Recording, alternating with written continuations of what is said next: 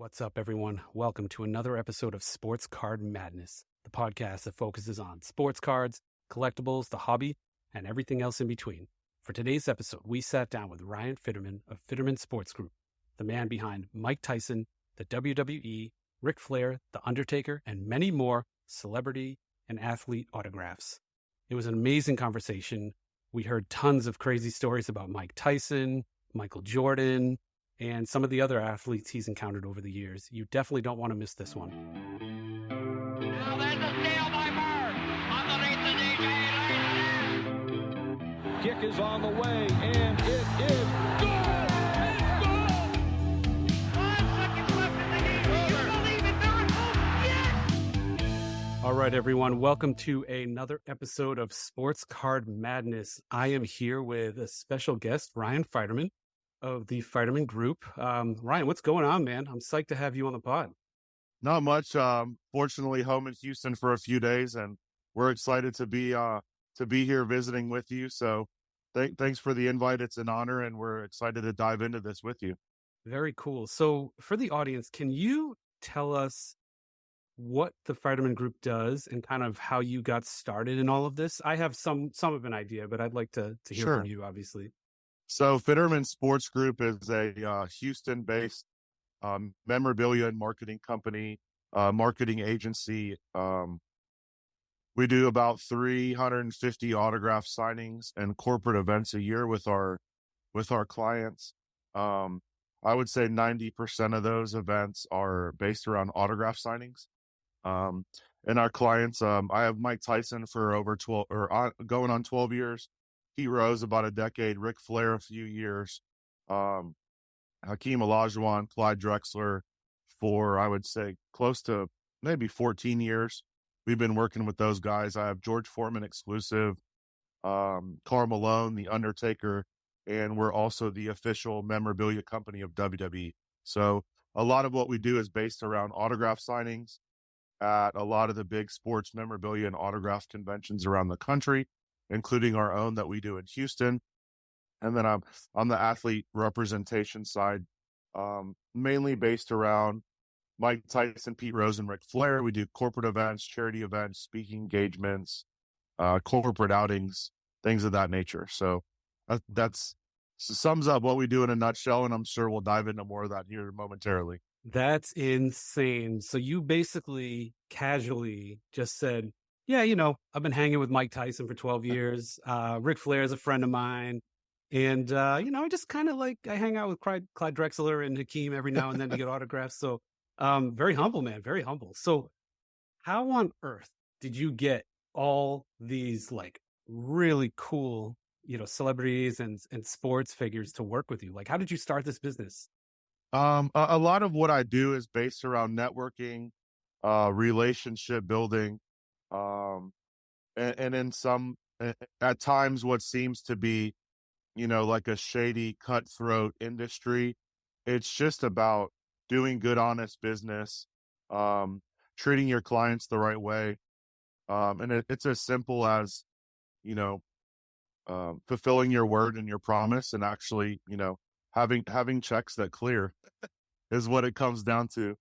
And I chuckle at that, but there's a lot of folks in this industry who do autograph signings with the talent and give them a check and it doesn't clear. I don't know how much of that we want to get into here, but just to sum it up in a nutshell, it's about doing good, honest business and keeping your word.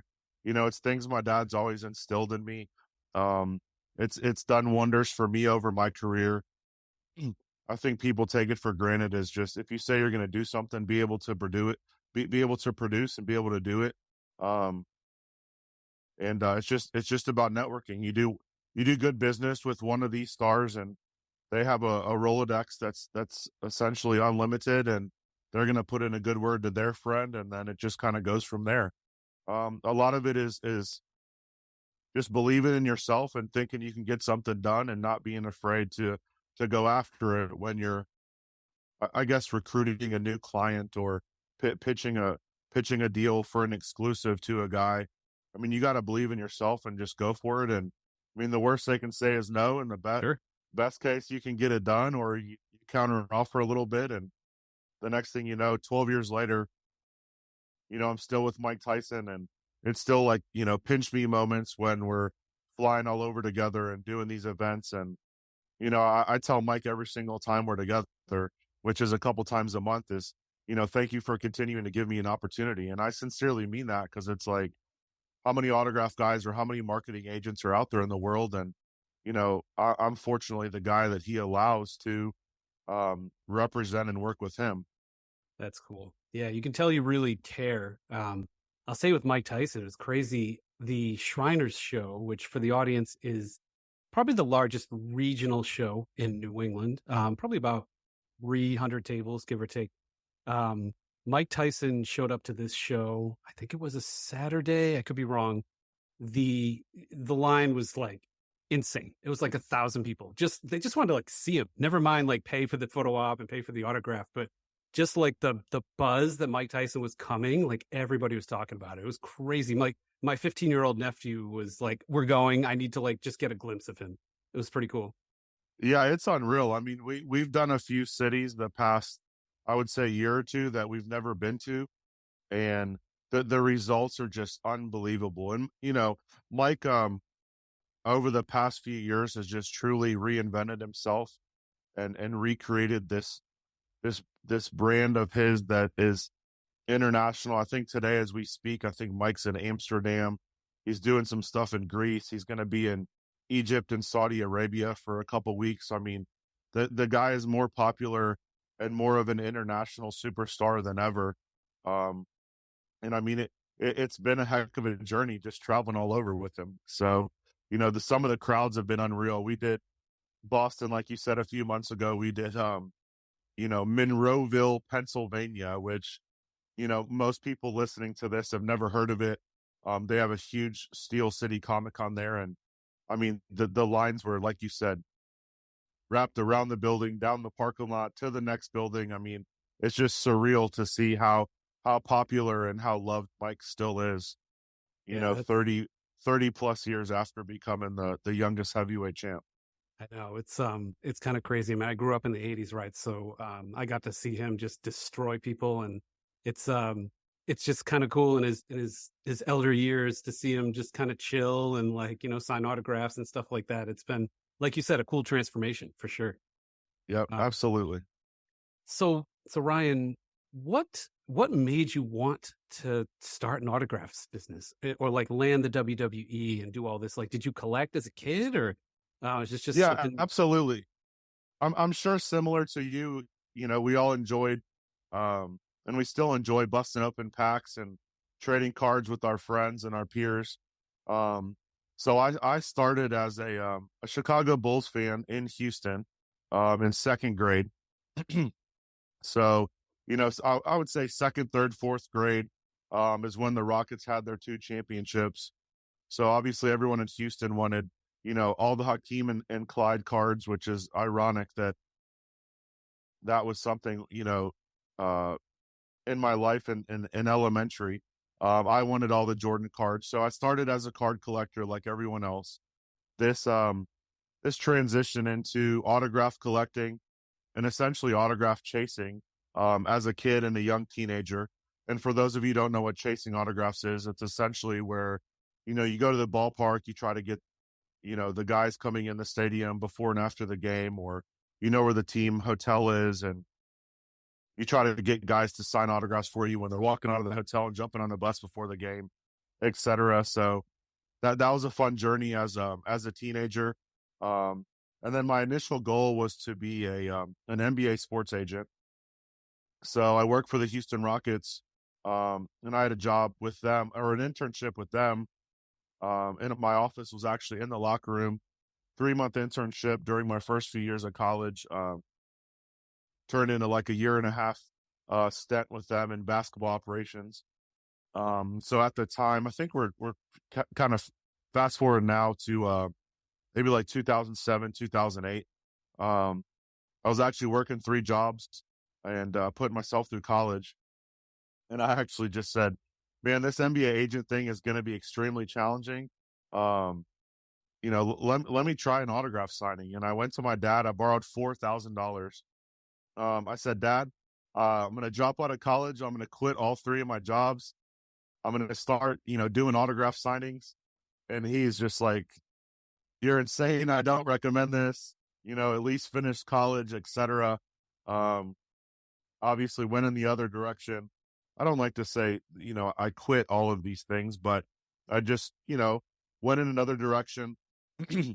Obviously had a relationship with Tracy McGrady from my time at with the Houston Rockets. So in 2008, I mean, he's at the top of the NBA, one of the number one selling jerseys in the world, one of the number one selling jerseys in Asia at this time.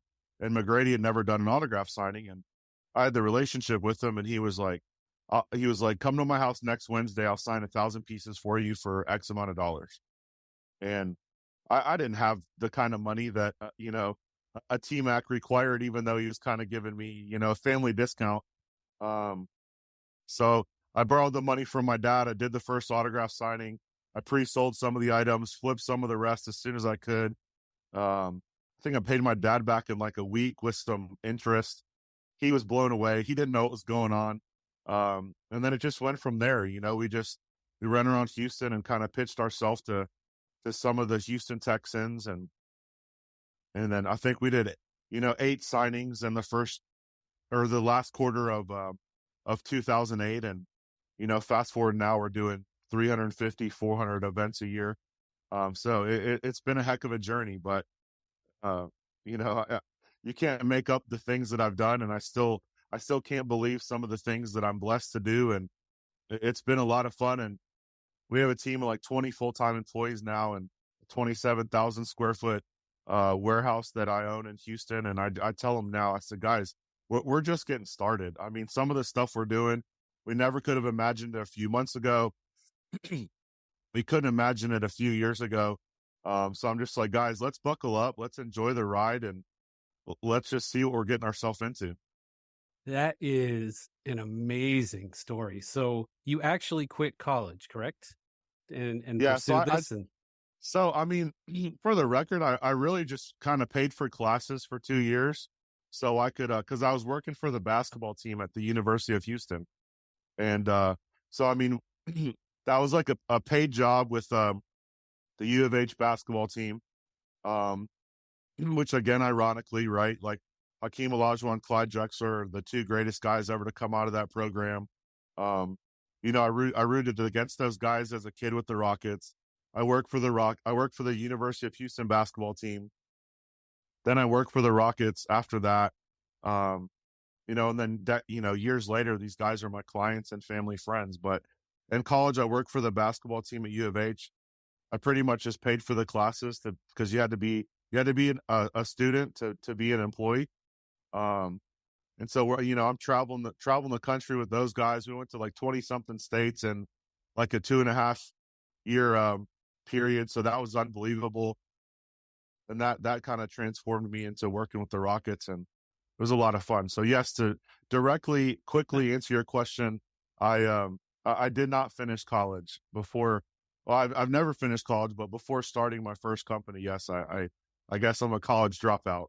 Oh yeah, as many successful people are. So I mean, it's just a crazy story, right? Like it kind of just shows the audience what can happen if you just take a chance on something. Use the connection you have, or get into something that and just one little break, like you had a relationship with T-Mac. You go to your dad.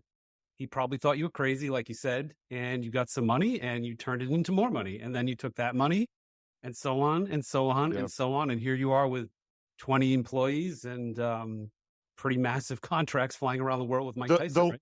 The one thing that I would tell people is first and foremost, is as simple and as cliche as it sounds, is just believe in yourself first and go out there and don't be afraid to take chances and make, somewhat of a calculated gamble and just go for it. Cause a lot of times if you have the confidence, in yourself and you believe in yourself, I mean, you can accomplish a lot more than what you actually think you can. But a lot of people are just afraid to take the risk and afraid to take the gamble. And I've had so many friends over the past like 2 decades that I feel like I've helped push them to becoming entrepreneurs, whether it's like a side small hustle or they end up quitting their real job, their quote unquote real job and starting a company. But just believe in yourself and just go for it and just see what happens. Because a lot of times you're gonna like accidentally be successful just because of your inner passion and drive and believing in yourself and just going for it, you know? Yeah, for sure. I think it's a pretty inspiring story. So I appreciate that. yeah, now you mentioned that you wanted to expand and that this is nothing yet. I know you just signed Jake Paul, I think you announced. Is there a category that you see yourselves going into or specific celebrities you'd like to work with in the near future? A lot of what I've done over the years has just kind of like fell into place, right? It's like 5, 6 years ago, like I never thought I would be so heavy into the wrestling autograph, the wrestling memorabilia business. Um, I would say probably 5 years ago, I had never even done a wrestling autograph signing. Um, and I actually got into it with an ex-employee, and he thought he was the only person that could get me wrestling talent for autograph signings. And we went our separate ways, and he was like, "You'll never get wrestlers without me being on board." And I was like, "Okay." And at the time, I didn't realize how massive the wrestling following is for these autograph signings. And I ended up saying, let me try to book a couple of wrestlers and see what happens. I ended up booking 19 of them to sign all on the same day at the same time at the same location in our store that we had in the mall here. And I was just like, man, this is unreal. Um, the fan following for these guys is incredible. But it's just, I'm always willing to try something new in this same space and just see what happens. Um, but a lot of the stuff that's happened to myself and my career and our company, it's just kind of fallen into place. I mean, I dabbled in wrestling a little bit, and then somebody led me to, you know, a WWE contact who got me the Undertaker, and then that led into a couple year exclusive with the Undertaker, which is now I think we're on like year 4 with him. Then that led into the big WWE corporate partnership that we signed with them at the beginning of last year. So obviously we have goals and we want to expand and try new things, but a lot of the stuff just kind of just comes out of nowhere. It's like a few months ago, a friend of mine in the industry was like, "Hey, what are your thoughts on Jake Paul? Uh, I know he's never done like a real autograph signing and there's not a lot of memorabilia out there. And, do you want to do a deal with him?" And I'm like, this guy is one of the biggest and most popular celebrities in the world right now. Why wouldn't I? Right. And so that led into sponsoring it or being a corporate sponsor of his last fight. We had our logo on the ring, which is, I guess, after the fact, one of the top 5 boxing matches of the past, or one of the top boxing matches of the past 5 years. He actually knocked down Nate Diaz right on our logo, which coincidentally, I called it the night before. So a lot of what we do, in short, I guess, is not really too planned. It's just about different opportunities that present ourselves, and us deciding what's best for the company and keep the momentum going and trying new things. So that, the possibilities are endless, and what's taken place and what we've done the past few years was never really planned. It just kind of fell in our lap, and we just decided to go for it, take a risk, do something that's different, and just see what happens. That's awesome.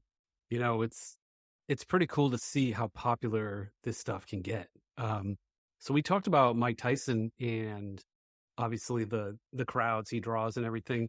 What else? What do you see as like hot right now for collectibles? Is it Funkos? Is it wrestling belts? Is it cards? I would say across the board, Funkos are by far just the craziest thing that we've seen. I mean, not everyone has a Funko, even though it seems like everyone does.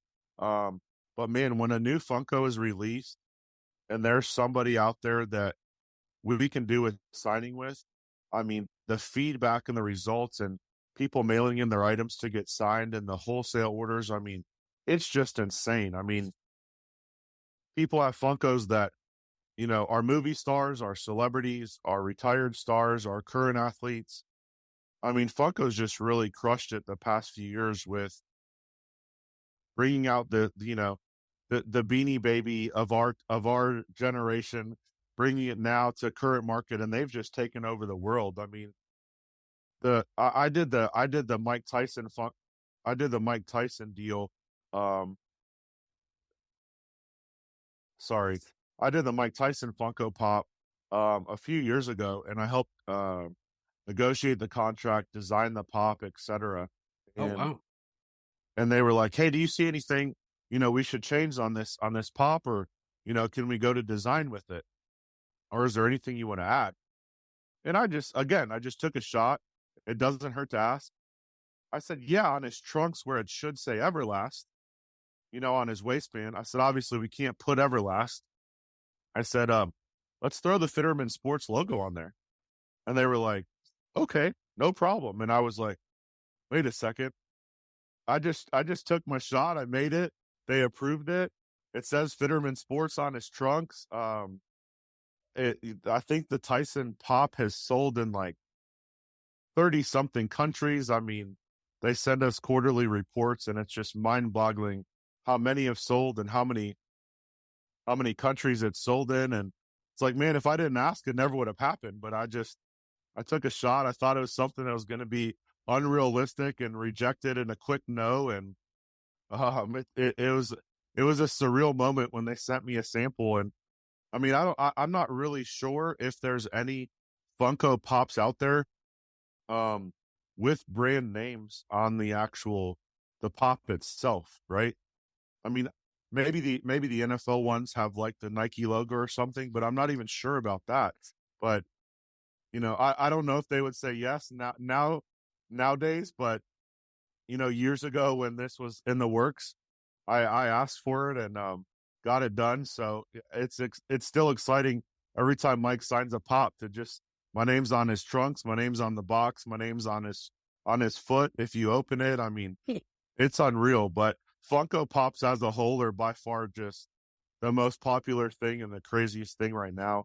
Obviously, the trading card market kind of came back out of nowhere in 2020 2021. So we see a lot of this in the memorabilia world now, where people are sending in rookie cards to get signed, or tickets from past events, or debut tickets of a player. So Funko Pops is by far number one. Rookie cards and tickets from events to get signed by our guys has been a huge increase over the past few years. So it's been fun to watch and see like the evolution of new items coming out, and then them taking off and becoming like the new thing to get autographed. Right. Like, I remember me and my co-host LZ, who couldn't make it today. We live locally outside the Shriner show, and we were scrambling the night before trying to find Mike Tyson's Punch Out. There's a couple like vintage video game stores in the area. No dice. Yeah. I mean, we probably could have bought one at the show if we dug deep, but yeah, we're bummed. It was pretty cool to find out that he would sign that. I still need to add that to. I have this like collectible shelf over here. I definitely need to add that to the collection. No, it'll be my pleasure to send you one as a gift for having me on the show. So text me your address when we're done here, and we'll send one over to you. Oh man, I'm so excited. Thank you. Oh, of course. But it's funny you say that, because our number one selling item, I would say, at least for the past 10 years, is the Tyson Punch Out, like printed out photo, and like Mike won the fight and Mario's the referee. And I mean, it's just unbelievable that the diverse audience that wants, essentially a screenshot of the video game, of Mike winning and Mario's the ref. And I mean, it's by far, I would say it has to be one of the top five selling pieces of memorabilia in the entire industry. I mean, across all sports, boxing, baseball, football, basketball, soccer. I mean, that picture of Mike has to be one of the top five for sure selling items in the industry. So it's funny you brought that up. It's so iconic, and he was so hard to beat in that game as a 6-year-old kid. Man, it took a long time to beat him. That was a difficult game. Super Yeah, fun though. Awesome. So I had another random question for you. We sure. have a lot of the younger crowd listening to the show, and they're always asking like, "Hey, is this a good investment? Where could I put $100?" You know, if you had just $1,000 to put into collectibles or cards or autographed memorabilia, that's it, $1,000. What would you do, or where would you place your bets right now? Sure. Um, and I have an answer for this. Okay. And all jokes aside, I would call our offices, right? I would call Fiterman Sports in Houston.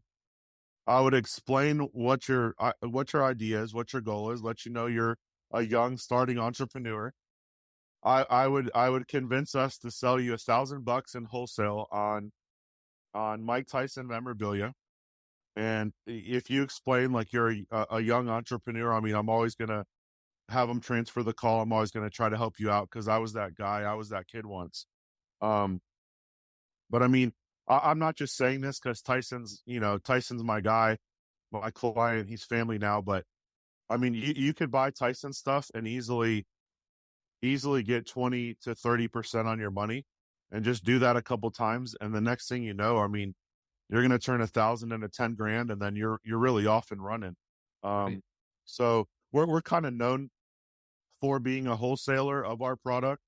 Um, and I mean, the number one seller for every memorabilia shop that comes to us to purchase items, I mean, is Mike Tyson stuff. And I mean, Mike as my client has changed my entire life. Um, just because of how successful we've been able to be with him. We're on year 12, and it's going to be our best year yet with Mike. So a young entrepreneur, I mean, I would just say make smart, calculated decisions. Um, Start off slow. Um, don't try to don't try to bite off more than you can chew. Just start with some deals you can make small profits on, and just go slowly, get your feet wet. Go to your local card show, go to your local autograph show. Just try to make some deals just to get small profits, just so you're moving in the right direction. Try to gain some confidence negotiating. Um, don't go out there and try to hit a grand slam and invest more than you should or borrow more than you should. Just start small, do some small deals, some small flips, and take it from there. I mean, I started I started my first company with 4 grand 15 years ago this month. Um, and we reinvest in ourselves. There's some bad deals we've done at times, or people who've done us wrong, but you have to take the good with the bad. You have to learn from the bad choices you made. Don't look at it as something negative. Figure out a way to learn from it and gain experience on the next deal that you do. But start off with a couple bucks, make some small flips, and just keep going, keep growing. Um, Believe in yourself. And another thing that I found out is ask people that are experts in the industry for help and advice. Because a lot of times, if you find someone who is relatively successful, um, they've all had someone who's helped them or given them a break or mentored them. Um, and it's like I'm not the most successful entrepreneur ever. I'm not the richest guy out there, right? But I've created somewhat a successful company for myself from scratch, and it's like I would always be willing to help anyone who you know walks up to me at a show and asks for advice, or comes to our event, or DMs me, or emails me, or whatever. So don't be afraid to ask people that you feel are successful in your space for a little bit of advice or some tips. Because I would say 9 times out of 10, people are gonna be willing to help you. So even before you invest some money, just ask some people that you feel like are successful in the space that you want to be in, whether it's trading coins or cards or memorabilia or all the above. Just ask some people that are in your space for some help, and that's going to get you light years ahead of your competition. Yeah, there's two amazing pieces of advice there that I completely agree with, especially as an entrepreneur like yourself. The first one is people, they try to like turn $1 into $1 million, or like try to turn a couple $100 into like 200 grand. That's really tough And to that's do. possible, and you can It's do it, possible, but but it's tough. It's tough. take your time. Take your time. Sure. There's no rush, right? Yeah. Just take your time and try to make smart, calculated decisions, and ask for help. And even at 38 years old, it's like I ask people for help every single day. But whether it's advice, whether it's a tip, whether it's like you're a 1986 Flair guy, it's like if I have a question about 86 Flair, go ask someone who's an expert in that particular category for a help or a tip or guidance. I mean, I'm texting people every day. Hey, what are your thoughts on this? How much should I bid on this? Should I buy this? Is this worth getting signed? I mean, don't let your ego and your pride get in the way. And ask for help and ask for advice. And I would say 9 times out of 10, people are going to be willing to help you. They're going to educate you. And asking questions and being willing to learn is how you're going to get better and you're going to grow. Yeah, it's good life advice. Just ask. It's like 2 words, just ask, and it applies to getting autographs. It applies to life. I've had difficult players I've tried to reach that no one's reached before. And, I just wrote them a letter and begged them, or, I found their phone number and called them. Like you said, 9 times out of 10, it works out. So I think that's some excellent advice. You're willing to take a chance and you're willing to ask for advice. I mean, you can do wonders with those two little tips and a little bit of confidence, and you'll be surprised at the results you get. I promise you that. Sure. So I promise not to keep you too long. I do have one final question we ask every guest.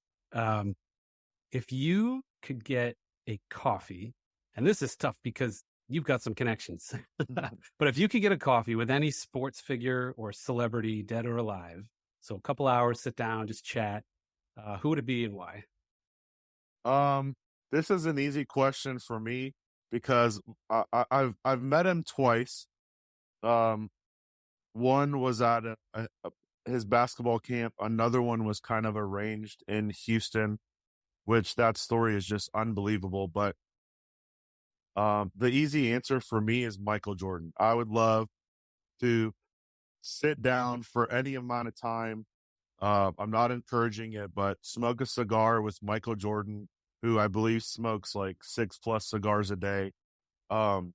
I would love to just visit with MJ and just have some quality time with him. That would be my one guy. Fortunately, like I said, I've met him twice. Fortunately, throughout the years of my career of doing this, I've met some unbelievable people, multiple presidents, some of the biggest names ever to live. But just to sit down and just chat with MJ would be just surreal to me. Man, I agree with you. I have so many things to ask him, and a lot of things to get signed. That's for sure. That actually, you know what? I said that was the last question, but I have one more question for you. No, take your time. We're not in a hurry. Yeah. Let's say Michael Jordan today said, all right, guys, I'm going to raise a ton of money for charity. I'm going to sign 1,000 things and that's it. I'm done forever. How much do you think he could charge per autograph?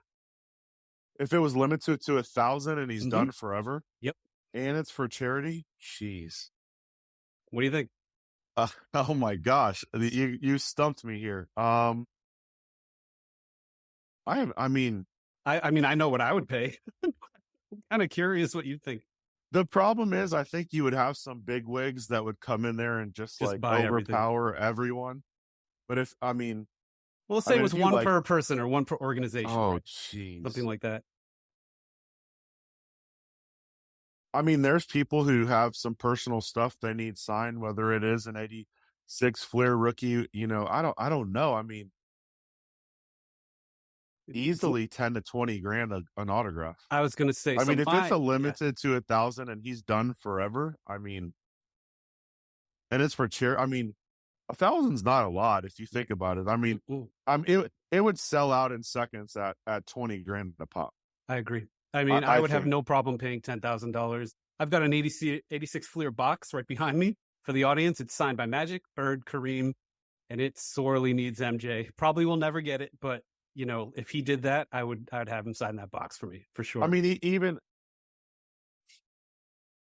yeah, I mean, even at 10, 15 grand a pop, it's selling out in Yeah. less. It's selling out in under a minute. It feels cheap, And right? It's crazy. I mean, and then the fact that it's for charity and it's MJ, and for some reason he just says like, we're gonna do one signing of miscellaneous items mailed in by customers all over the world, and like, this is it forever. I mean, 25 grand a pop, no doubt in my mind, it's selling out in less than 60 seconds. Imagine that, right? Just one quick announcement. You got 25,000 maybe we'll speak it into existence. I know years ago, obviously Jordan's exclusive with Upper Deck, and I know years ago in our world it's called like mail-ins, right?